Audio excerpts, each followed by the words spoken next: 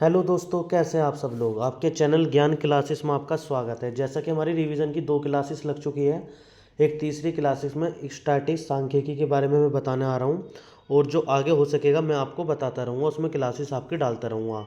तो आपकी कंप्यूटर से रिलेटिव भी क्लास डल रही है, मैथ से रिलेटिव भी क्लास डल रही है। आप प्ले लिस्ट में जाके सब्जेक्ट वाइज अपनी देख सकते हैं। तो हमने समय एवं कार्य कंप्लीट कर लिया था।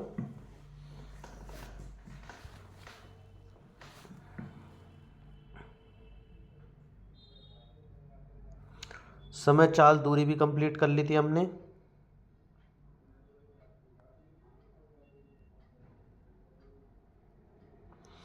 मिश्रण भी कर लिया था। इसमें मैंने कहा था क्वेश्चन से आप और इजी तरीके से समझ पाओगे इसे। बीजगणित अलजेब्रा भी हमने समझ लिया था। ये तो केवल आपके फॉर्मूले वो है, क्वेश्चन वाला चैप्टर पार्ट तो आपका अलग होगा। स्टैटिस्टिक्स में हमने स्टार्ट हुए थे। स्टैटिस्टिक्स में हमने सांख्यिकी में बता दिया था आपका गणितीय संबंधी माध्य में 3 आते हैं, समांतर माध्य, गुणोत्तर माध्य, हरात्मक माध्य है। और जी आप ही स्थिति माध्य में 3 आते हैं, माध्य का बहुलक या भूयष्ट या विभाजन मूल्य। ठीक है, अब हम आगे का स्टार्ट करते हैं।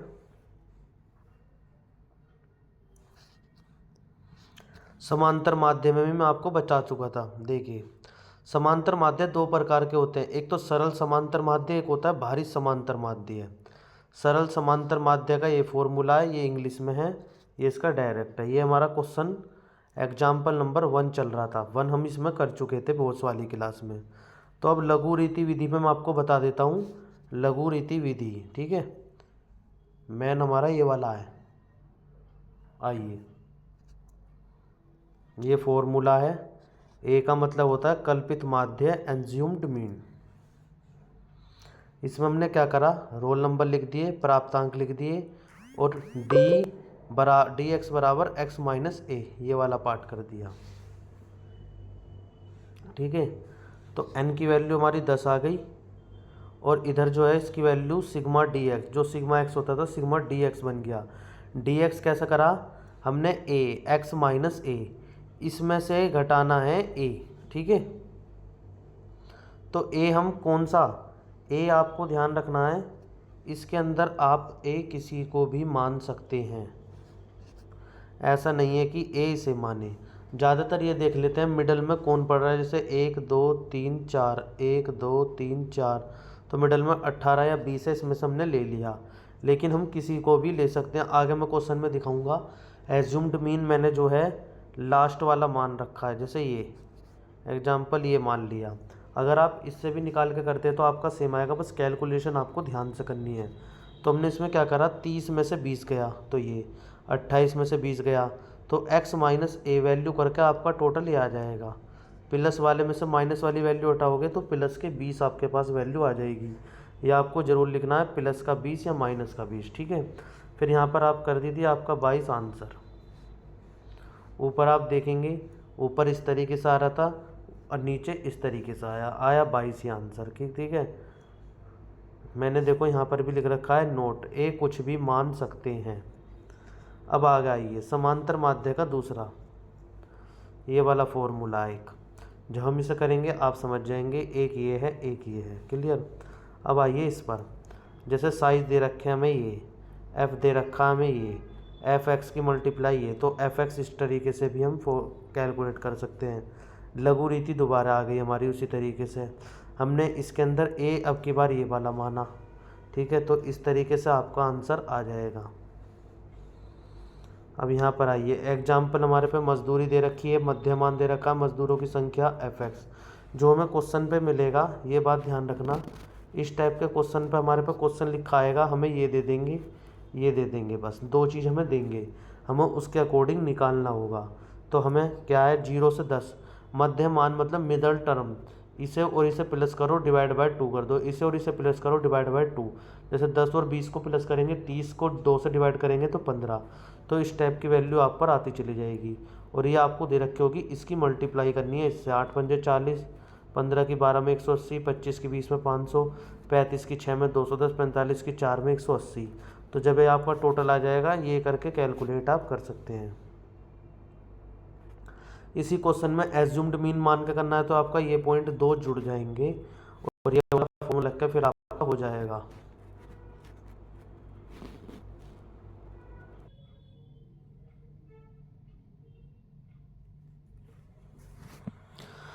हाँ तो जी हम कहाँ थे, हम इस पर थे। तो ये वाला फॉर्मूला अप्लाई करके आपका आ जाएगा। अब आया पद विचलन, step deviation formula. Step deviation का फॉर्मूला ये है, जिसमें ए कल्पित माध्य, आई वर्गंतराल इंटरवल। ठीक है, तो मजदूरी हमें दे रखी है, मध्यमान निकाल लिया, मजदूरों की संख्या आ गई, विचलन डेविएशन वही x माइनस ए ये निकाल लिया, पद विचलन जो dx आया उसको डिवाइड कर दो i से। ठीक है, जैसे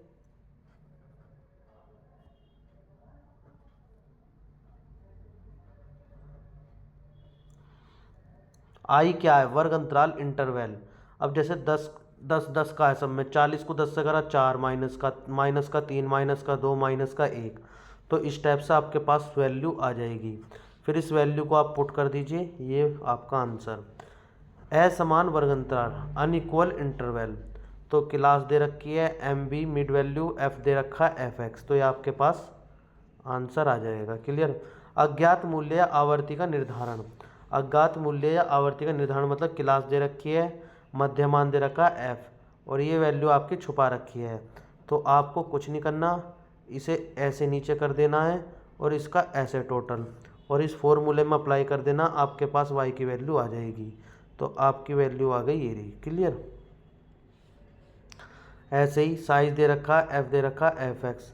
अब जैसे ये अज्ञात है मतलब दे नहीं रखा, तो आपको इसे भी इसी तरीके से कैलकुलेट कर देना है, तो आपके पास वैल्यू आ जाएगी।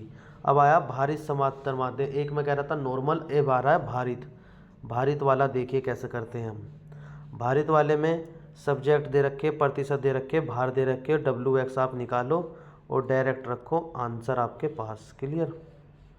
अब आया ये वाला group, food, cloth, fuel, light, arts, rate, miscellaneous, cleaners, ये तो ये वैल्यू निकालें, ये रख दें, आपका खत्म। गुणोत्तर माध्य ज्योमेट्रिक मीन, ए बी का गुणोत्तर माध्य ये होगा, ए बी सी का गुणोत्तर माध्य ये होगा, ए बी सी और एन पदों तक का माध्य आपका ये होगा। ध्यान रखने योग्य बातें क्या है, ध्यान रखने योग्य बातें इसके अंदर देखिए। किसी भी पद का मूल्य शून्य नहीं होना चाहिए, अन्यथा गुणनफल शून्य हो जाएगा और गुणोत्तर माध्य शून्य हो जाएगा। मतलब ऐसा ना हो 2 गुणा 0 हो, तो आपका 0 वैल्यू आ जाएगी, 0 नहीं होनी चाहिए। ठीक है, तो एक पॉइंट ये हो गया। दूसरा, पदों के ऋणात्मक होने की स्थिति में गुणोत्तर माध्य काल्पनिक संख्या हो सकती है। ठीक है, अगर पदों के ऋणात्मक होने हैं तो काल्पनिक हो सकती है। तीसरा, 2 या 3 संख्याओं की दिशाओं में वर्गमूल घनमूल समिति से निकाला जा सकता है, लेकिन इससे अधिक संख्या के होने पर गणितीय क्रियाएं जटिल हो जाती हैं और लघुगणक प्रति लघुगणक का प्रयोग किया जाता है। ठीक है, नॉर्मल तरीके से हम ऐसे करके निकाल सकते हैं। आगे आइए अब गुणोत्तर माध्य के विशिष्ट प्रयोग। गुणोत्तर माध्य का विशिष्ट प्रयोग प्रतिशत वृद्धि दरों और अनुपातों का औसत निकालने में किया जाता है। जनसंख्या वृद्धि, मूल्य वृद्धि, विकास की दर, चक्रवृद्धि ब्याज, घटते शेष पर ह्रास इत्यादि की दिशा में औसत की गणना गुणोत्तर माध्य द्वारा की जाती है। Find out geometric mean of the following, 4 9 का, 3 8 9 का, 4 16 का, तो डायरेक्ट आप निकालोगे, इनका कैलकुलेट हो जाएगा। हरात्मक माध्य हार्मोनिक मीन, यदि आशय क्या है, यदि किसी श्रेणी के पदों की संख्या में उन पदों के व्युत्क्रम के योग का भाग दिया जाए तो प्राप्त भागफल उस श्रेणी का हरात्मक माध्य होता है। नेक्स्ट, अथवा मूल्यों के व्युत्क्रम को समांतर माध्य के व्युत्क्रम को उनका हरात्मक माध्य कहा जाता है यदि x1 x2 x3 xn किसी व्यक्तिगत श्रेणी के पद हैं। हार्मोनिक मीन, तो आपका हार्मोनिक मीन में ये आ गया पार्ट। यदि ए बी सी 3 धनात्मक संख्याएं हैं तब, अगर ए बी सी 3 धनात्मक संख्या, 2 संख्याओं का हरात्मक माध्य ये हो जाएगा, 3 संख्याओं का ये और 4 संख्याओं का आपका ये, 5 संख्याओं का आपका ये। अब इसमें देखिए क्या है, 2 हैं तो शुरू की ए बी, 3 है तो ए बी सी, ये साइकिल चल गई स्टेप से, ए बी जैसा कल बताया था मैंने, ए बी सी ए ये, और ऐसे ही 4 A B C D 5 A B C D, जितनी है तो उतना आ जाएगा। 2, 15, 10, 5, 6 का हरात्मक माध्य आप इसे कैलकुलेट कर सकते हैं इजीली। समांतर माध्य, गुणोत्तर माध्य, हरात्मक माध्य के मध्य संबंध, ये वाला आपका संबंध वाला इंपॉर्टेंट है, इससे संबंधित क्वेश्चन आते हैं। क्या है, यदि समंक माला में सभी पदों के मूल्य समान हो तो समांतर माध्य, गुणोत्तर माध्य, हरात्मक माध्य समान होते हैं। ये माना 2 पद है और दोनों का मूल्य 8 और 8 है, तो आपका ये वैल्यू आ जाएगी। क्लियर, तो ये चीज़ है। तो हमने आज की क्लास आपकी में हमने स्टैटिस्टिक्स आपका कर दिया। कल वाली जो दूसरी पहली रिवीजन क्लास में आपकी और चीज़ हुई थी, दूसरे वाली में हमने ये चीज़ कराया, दोबारा देख लीजिए एक बार। दूसरे वाली में समय एवं कार्य करा दिया, समय चाल दूरी हो चुका है,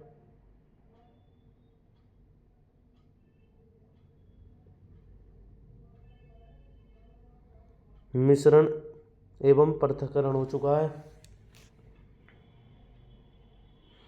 साझेदारी के बारे में बता दिया,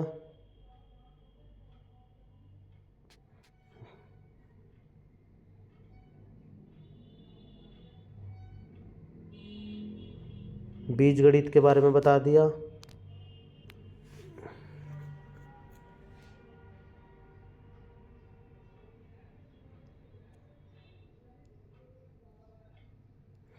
और सांख्यिकी के बारे में और बता दिया। अब इसमें आपका ये आ जाते हैं ये वाले पॉइंट कुछ, इन सब के बारे में हमने आपको बता दिया है।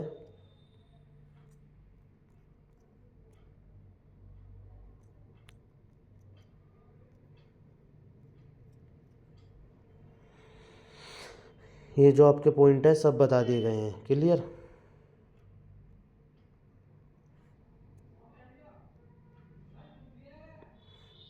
ये समांतर माध्य के बारे में,